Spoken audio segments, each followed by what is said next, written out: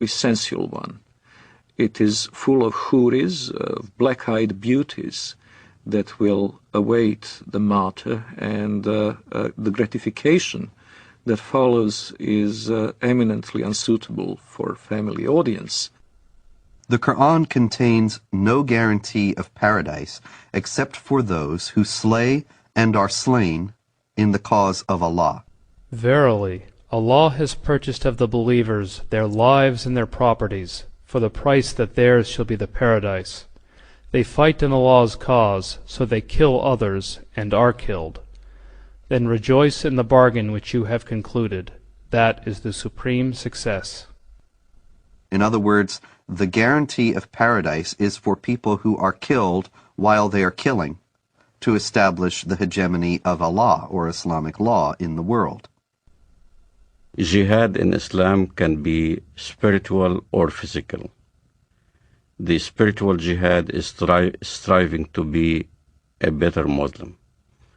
But also there is a physical part of jihad that you cannot take it away from Islam. Jihad in Islam means struggle. That's what the literal meaning of the word, struggle. But what the West doesn't understand is that the hadith, the compilation of the traditions of the Prophet Muhammad of Islam, is almost about 100 hadiths regarding jihad. And if you look at every single one of them has the sword, war, or a military effort. And in the end of the expedition, jihad expedition, he said, now I resort to the jihad within, the jihad that is within, the self-struggle. And as a matter of fact, I had this dialogue with an Islamist one time. He says, Walid, come on, tell the West that jihad means struggle. I said, yes, it does mean self-struggle. You're right. Jihad does mean self-struggle. But so does Mein Kampf. Mein Kampf means my struggle. In the same fashion, the Islamists look at jihad. It is a very dangerous element of the Islamic teaching, because this instant gratification through martyrdom is an attractive concept. And by the way, when the so-called martyr operation is carried out by Hamas, what is announced from the minarets of mosques is not the death of so-and-so who carried out the attack, but the wedding of so-and-so to the houris. In other words, they immediately make the implication that far from having to cry over his disappearance, over the end of his physical life, his parents should be happy and celebrate and throw a party because their son is now being not only transported into heaven, but greeted there with these voluptuous beauties. Shaheed, the word shaheed, means witness. To witness, to testify. To testify there is no God but Allah and Muhammad is His messenger. And you die as a shaheed for that cause. You're a witness. You're considered a witness, a martyr. And a martyr becomes glorified.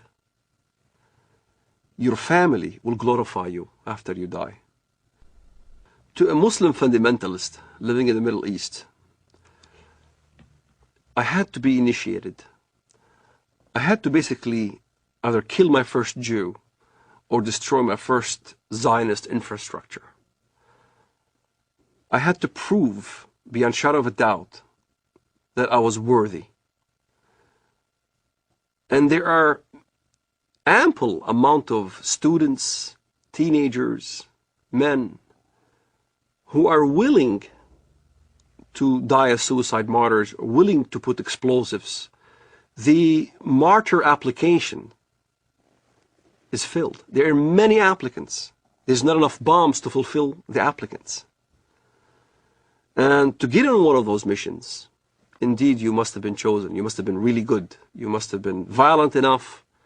You must have been going out on every demonstration in the streets of Jerusalem or Bethlehem or our village. You must have shown yourself worthy of a greater operation.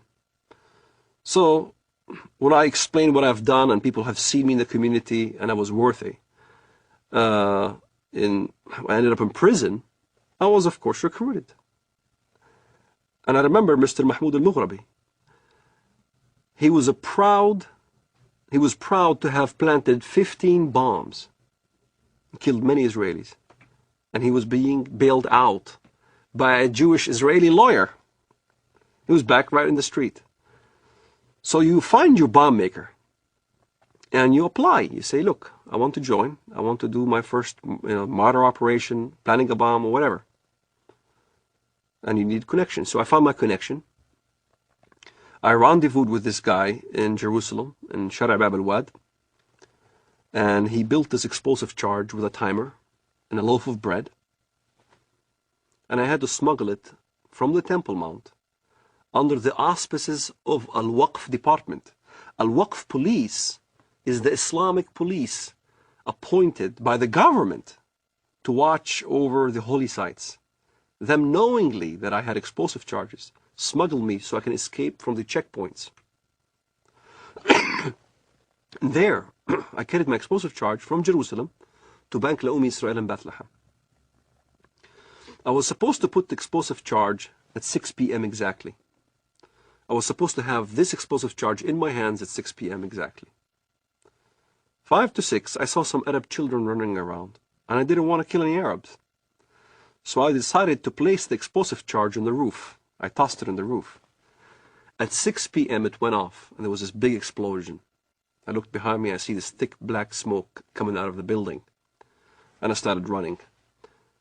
That's the moment I first got a glimpse of the reality of killing. I thought people have died. And I remember I didn't sleep for 3 days, constantly worried that I've killed somebody. Even terrorists have a reality check that you kill or you're about to die. You can sense it. This is why in Israel, the nature of finding out a terrorist suicide bomber is to look at their eyes. They'll have these glossy eyes. They're sweating profusely. They're not paying attention because in their mind they're about to go. And you weigh the reality of what now you're going to die. And many times I've been in this situation where I had thought that I was going to get killed, shooting back and forth as we stoned at the Israelis and they shoot back at us and things like that. I was face to face with death. When you think in your mind you're going to die, you struggle between the requirements of your Islamic upbringing and between the reality that you value your life. And at some point, one has to outweigh the other. And for a Muslim fundamentalist, we always chose death. We always chose the suicide. My cousin died on his way to Ben Yehuda Street, and he got killed. He died. I had people, relatives die, and fighting the Israelis. And as I look at it now, I think, what a waste. What a waste of life.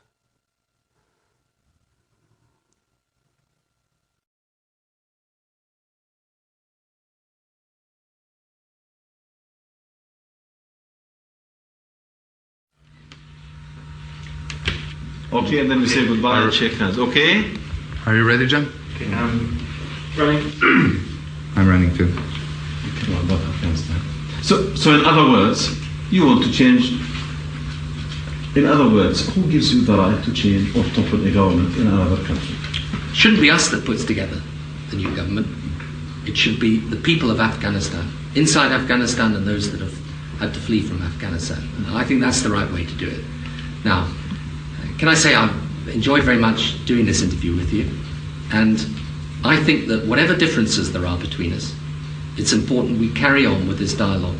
Maybe one of the problems that arises out of all this is there's been insufficient dialogue between the Arab world and the West, between Islam and between people of other faiths. And I hope that we can establish a proper dialogue, and maybe that would be some good that could emerge out of the terrible events of the 11th of September. Some personal question, Mr. Blair, at the end. I know you have so many meetings and people are waiting outside. I've read, I think, in the Times that you read